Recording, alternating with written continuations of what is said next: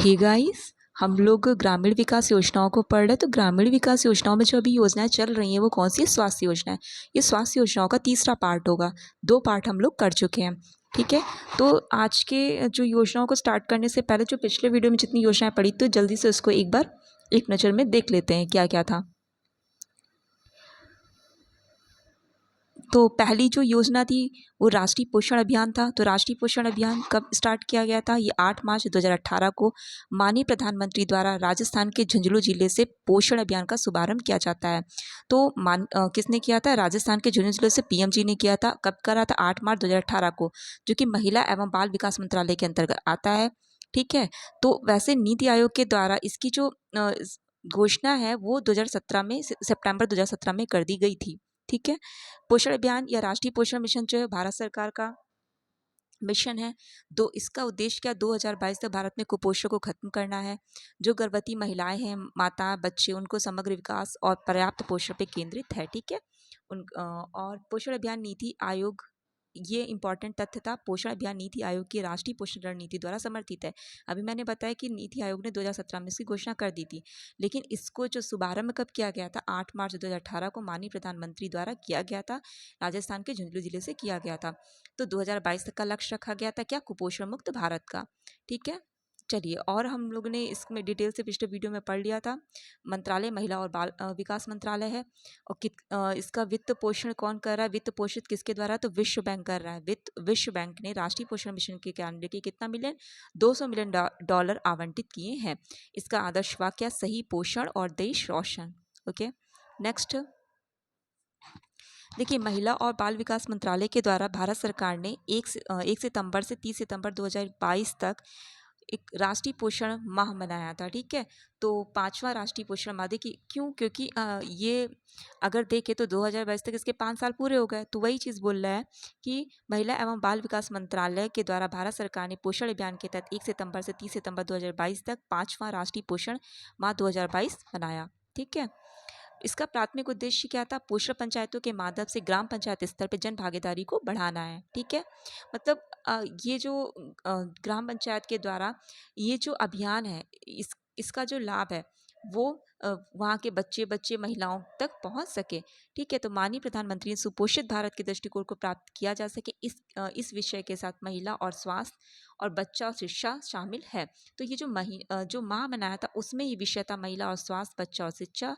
और जो वैसे ही इस अभियान का जो आदर्श वाक्य है, सही पोषण देश रोशन है। नेक्स्ट योजना हमारी आयुष्मान सहकार योजना थी। तो इसकी शुरुआत कब करी गई थी? 19 अक्टूबर 2020 में करी गई थी। जो राष्ट्रीय सहकारी विकास निगम है उसने शुरू किया था, जो कि कृषि और किसान कल्याण मंत्रालय के अंतर्गत आता है। एनसीडीसी की बात करें तो ये जो है ये 1963 में भारत सरकार ने कानून के तहत गठित ये जो है एक स्वायत्त वैधानिक निगम। तो इसका गठन कब किया गया था राष्ट्रीय सहकारी विकास निगम का? 1963 में। उद्देश्य क्या? अच्छी और सस्ती स्वास्थ्य सुविधा उपलब्ध कराना, अस्पताल का निर्माण करना, आधुनिकीकरण करना। नेक्स्ट योजना बहुत इंपॉर्टेंट योजना थी, सुरक्षित मातृत्व आश्वासन सुमन योजना, जिसकी शुरुआत 10 अक्टूबर 2019 को होती है।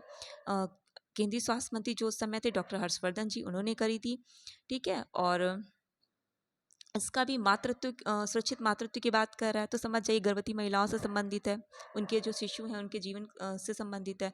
तो इस योजना के अंतर्गत गर्भवती महिलाओं को और उनके शिशुओं को जीवन सुरक्षा के लिए सरकार द्वारा जो निःशुल्क स्वास्थ्य सेवा दी जाती है, और इस योजना के अंतर्गत प्रसव के समय होने वाला सारा खर्च सरकार के द्वारा दिया जाता है। प्रसव के 6 महीने के बाद तक माँ और बच्चे दोनों की जो निःशुल्क मतलब फ्री दवाई भी दी जाती है, ठीक है। सुमन योजना के अंतर्गत गर्भवती महिलाओं को सुरक्षित मातृत्व की गारंटी दी जाती है। तो शुरुआत 10 अक्टूबर 2019 को करी गई थी। और कब तक का? 6 महीने, प्रसव के बाद 6 महीने तक का ये निःशुल्क यहाँ पे दवाई दी जाती है, ठीक है। नेक्स्ट है राष्ट्रीय किशोर स्वास्थ्य कार्यक्रम, जो कि 7 जनवरी 2014 को शुरू किया गया था। ये कार्यक्रम क्या था? भारत के जो सभी किशोर हैं उनके स्वास्थ्य और सेहत के बारे में सूचित करना, उनकी जिम्मेदारी, अगर स्वास्थ्य अच्छा रहेगा तो जिम्मेदारी का कैसे निभानी है, उसका निर्णय कैसे करना है, हमें क्या करना है, तो ये सब सोच सकेंगे, तो उसके काबिल बनाना है, ठीक है। और उनकी ज़रूरत और सेवाओं और सहायता को उन तक पहुँचाना है। मंत्रालय क्या है? राष्ट्रीय इसका स्वास्थ्य और परिवार कल्याण मंत्रालय है, ठीक है। पोषण में सुधार, यौन और प्रजनन स्वास्थ्य में सुधार, मानसिक स्वास्थ्य में सुधार, चोट और हिंसा को रोकना, गलत पदार्थ दुरुपयोग को नियंत्रित करना, ये सब इसमें है। पात्रता महिला और पुरुष दोनों होंगे। शहरी और ग्रामीण स्कूल में नहीं पढ़ने वाले विवाहित और विवाहित किशोर। फिर नेक्स्ट योजना है प्रधानमंत्री मातृ वंदना योजना। ये भी इंपॉर्टेंट योजना है। प्रधानमंत्री मातृ वंदना योजना की शुरुआत 1 जनवरी 2017 को। देखिए किस सन में, सन तो ध्यान ही रखना है और मंत्रालय क्या है ये हमें ध्यान रखना है, ठीक है। उसका उद्देश्य क्या है ये पता होना चाहिए। तो गर्भवती और स्तनपान कराने वाली महिलाओं के कल्याण हेतु किया गया है। ये केंद्र प्रायोजित योजना है, महिला और बाल विकास मंत्रालय द्वारा संचालित की गई है। अब यहाँ पे बस इतना ध्यान रखिएगा, जो अभी मैंने बताया सुमन योजना, ठीक है, सुरक्षित मातृ आश्वासन सुमन योजना, वो की स्वास्थ्य और परिवार कल्याण मंत्रालय के द्वारा 10 अक्टूबर 2019 को चालू की गई थी और ये 2 साल पहले ही प्रधानमंत्री मातृ वंदना चालू कर दी गई थी।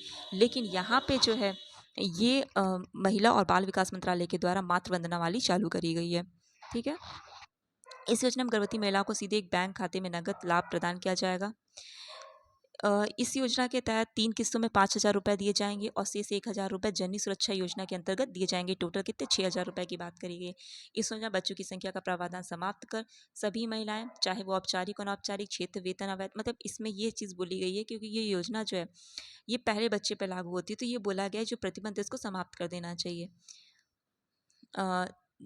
जननी सुरक्षा योजना जो है भारत सरकार, ये भी हम लोग पढ़ चुके थे।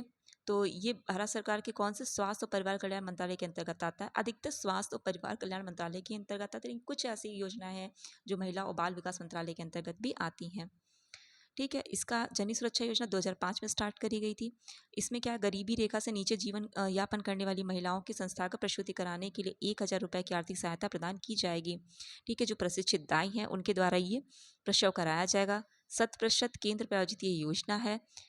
जो गरीब गर्भवती महिलाओं को प्रसव के संस्थागत सुविधा प्रदान करना। देखिए पिछले वीडियो में गलती से क्या मैंने उसमें 1,000 रुपये की राशि बताई थी, रुपए दिए जाते हैं, लेकिन दिए तो जाते हैं, लेकिन ग्रामीण इलाके में गर्भवती महिलाओं को 1,400 रुपये और शहरी क्षेत्र की महिलाओं को 1,000 रुपये दिए जाते हैं। ये मतलब दोनों ऑप्शंस में हो सकते हैं, तो हमें पता होना चाहिए ग्रामीण इलाके में कितना दिया जाता है और महिलाओं और शहरी महिलाओं को कितना दिया जाता है प्रसव के समय ये सुविधा। तो ग्रामीण में 1,400 है, शहरी क्षेत्र में 1,000 रुपये है। फिर नेक्स्ट योजना, अब हम लोग ने यहाँ तक पढ़ा था। नेक्स्ट योजना हमारी जननी शिशु सुरक्षा कार्यक्रम है, ठीक है। जननी शिशु सुरक्षा कार्यक्रम, देखिए अभी जो इससे पहले जो योजना थी वो जननी सुरक्षा योजना थी, ठीक है। और इसमें क्या है, शिशु और ऐड कर दिया, जननी शिशु सुरक्षा कार्यक्रम, जो कि बहुत पहले चलाया गया था 2011 में। जो हमारी जननी सुरक्षा वाली है वो 2005 की थी। उसी के बाद ये चलाया गया है 6 साल बाद 2011 में, ठीक है, जननी शिशु सुरक्षा कार्यक्रम। तो 2011 को गर्भवती महिलाओं और जो बीमार बच्चे हैं, इसमें बच्चों की बात कर रहा है, बीमार नवजात शिशुओं को बेहतर स्वास्थ्य सुविधा प्रदान करने के लिए शुरू की गई थी। तो गर्भवती महिलाओं को और जो बीमार नवजात शिशु हैं उनके लिए सुविधा प्रदान कब, 2011 को, ठीक है। इस योजना के तहत गर्भवती महिलाओं को मुफ्त दवाएं दी जाएंगी, खाद्य, मुफ्त इलाज, जरूरत पड़ने पर उनको मुफ्त जो है खून दिया जाएगा। सामान्य प्रजनन के मामले में 3 दिनों तक और सी सेक्शन मतलब ऑपरेशन वगैरह होगा तो 7 दिनों तक मुफ्त पोषाहार दिया जाएगा, ठीक है। इसमें क्या है, घर से केंद्र तक जाने और वापसी के लिए जितना भी यातायात का खर्च होगा वो भी सुविधा प्रदान करी जाएगी, ठीक है। और इसी मतलब मुफ्त में ये सुविधा इनकी होगी। इसी प्रकार की सुविधा सभी बीमार नवजात शिशुओं के लिए भी बोली गई है। इस कार्यक्रम के तहत ग्रामीण और शहरी क्षेत्रों में हर साल लगभग 1 करोड़ से अधिक गर्भवती महिलाओं और नवजात शिशुओं की योजना को लाभ मिला है। इस योजना के तहत जो अल्पपोषण है उन्हें 2%, एनीमिया 3%, ठिगनेपन 2% और जन्म के समय 2% इतना प्रतिशत कम करने का लक्ष्य रखा गया है, ठीक है। तो हमें ये ध्यान रखना है कि जननी शिशु सुरक्षा कार्यक्रम 2011 का है, जबकि हमारा और ये किस मंत्रालय के अंतर्गत आता है ये भी पता होना चाहिए, स्वास्थ्य एवं परिवार कल्याण मंत्रालय के अंतर्गत ये आता है, ठीक है। और जननी सुरक्षा योजना जो थी वो स्वास्थ्य और परिवार कल्याण मंत्रालय के अंतर्गत वो भी आती थी, लेकिन वो 2005 में चालू करी गई थी। नेक्स्ट योजना हमारी है राष्ट्रीय स्वास्थ्य बीमा योजना। राष्ट्रीय स्वास्थ्य सुरक्षा बीमा योजना भी लिख के आ सकता है। तो इसकी शुरुआत जो है, जो ये योजना है गरीबी रेखा से जीवन यापन करने वाले परिवारों के लिए स्वास्थ्य बीमा योजना वित्त वर्ष कौन सा था, 2007-8 में, जो असंगठित क्षेत्र हैं वो उसके श्रमिकों के लिए लॉन्च की गई थी। मतलब बीपीएल जो है गरीबी रेखा से नीचे या संगठित क्षेत्र के श्रमिक, इनके लिए ये, लेकिन इसको जो शुरू किया गया था, ठीक है, लॉन्च तब कर दी गई थी। तो 1 अप्रैल 2008 से देश के पूर्ण रूप से शुरू कर दी गई थी। ठीक है, अगर बोला जाए पूर्ण रूप से कब शुरू की गई थी तो 1 अप्रैल 2008 को शुरू करी गई थी। और अगर ये बोला जाए कि ये लॉन्च कब करी गई थी तो 2007-8 जो उस पे करी गई थी। ठीक है, तो 2007 के पूर्व उसमें करी गई थी। तो राष्ट्रीय स्वास्थ्य बीमा योजना का मुख्य उद्देश्य देश के गरीब जो नागरिक हैं उनको सामाजिक सुरक्षा प्रदान करना है। इस योजना के अंतर्गत क्या बोला गया, जो बीपीएल मतलब गरीबी रेखा से नीचे वाले परिवार है तो 5 की 1 इकाई, ठीक है, उस पे और जो 11 व्यावसायिक समूह की फैमिली फ्लोटर के आधार पर प्रतिवर्ष सरकार द्वारा 30,000 रुपये का स्वास्थ्य बीमा प्रदान किया जाएगा। तो कितना, 30,000 रुपये का बोल रहा है, ये ध्यान रखना है में राशि, और ताकि वह अपने स्वास्थ्य का खर्चा उठा सके और एक स्वस्थ जीवन जी सके। इस योजना में लाभों में गवर्नमेंट हॉस्पिटल में एडमिट होने वाले गरीब लोगों पर क्या होगा, मुफ्त इलाज होगा। राष्ट्रीय स्वास्थ्य बीमा योजना के लिए आवेदन करने के लिए राष्ट्रीय स्वास्थ्य बीमा योजना पात्रता देखिए क्या क्या है, वो एप्लीकेंट कहाँ का होना चाहिए, भारत का नागरिक होना चाहिए, तो रियल है। इस योजना का जो लाभ है गरीबी रेखा के नीचे के लोग, जैसे बोला गया बीपीएल श्रेणी वाले जो है वो उठा सकते हैं, ये भी बात हम लोग को पता है। उम्मीदवारों को क्या स्वास्थ्य बीमा कार्ड बनवाना होगा, ओके, जिसके लिए उन्हें 30 रुपये का भुगतान करना होगा। सॉरी, इसमें देखिए अब ये इस राशि में कन्फ्यूजन मत हो, यहाँ पे क्या है, जो कार्ड बनवाना स्वास्थ्य बीमा कार्ड है उसके लिए 30 रुपये की राशि का भुगतान करना है, ओके। और यहाँ पे जो 30,000 रुपये की राशि आई थी तो वो ये बोला गया था कि जो बीमा दिया जाएगा, ठीक है, सरकार द्वारा 30,000 रुपये का स्वास्थ्य बीमा प्रदान किया जाएगा। ठीक है, कार्ड जो है वो 30 रुपये का है। कैशलेस सुविधा का लाभ उठाने के लिए लाभार्थी को हॉस्पिटल के काउंटर में स्मार्ट कार्ड जमा करना होगा। ठीक है, और लाभार्थी द्वारा 30 रुपये का शुल्क देने के पश्चात स्मार्ट कार्ड के वितरण, ये तो आपको पता ही है, वही चीज़ है। फिर नेक्स्ट नीति हमारी राष्ट्रीय, तो इस योजना में पहली बात तो हमें क्या बस याद रखना है, राष्ट्रीय स्वास्थ्य बीमा योजना में चालू कब करी गई थी पूरे देश में, कब, 2008 में लागू हो गई थी, 2007 में चालू करी गई थी। ठीक है, इसका उद्देश्य क्या है, जो गरीब लोग हैं, जो बीपीएल गरीबी रेखा से नीचे वाले लोग हैं, उनको सामाजिक सुरक्षा प्रदान करना। ठीक है, और स्वास्थ्य बीमा कितना, 30,000 रुपये का है, बस इतना ध्यान रखना है। राष्ट्रीय स्वास्थ्य नीति 2017 का उद्देश्य क्या था, इस नीति का उद्देश्य भारत में सबके लिए अच्छे स्वास्थ्य और कल्याण के लक्ष्य को साकार करना था।